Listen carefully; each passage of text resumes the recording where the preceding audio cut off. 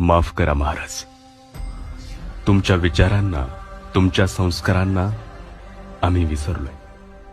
हो, खरंच विसरलोय. अहो, ज्या चारित्र्य संपन्न राजाचा आदर्श आज जग घेतोय, त्याच तुमच्या महाराष्ट्रात लेकी बाळींवर दिवसा ढवळा अत्याचार होत आहेत. कुठे कोणा लेकीला जिवंत पेटवल्या जातं, तर कुठे धार्मिकतेच्या नावाखाली चिरडल्या जातं.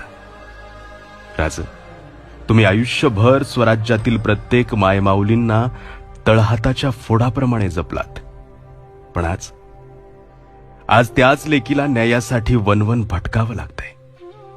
का, कशामुळे माहिती नाही. राज, लहान तोंडी मोठा घास घेतोय.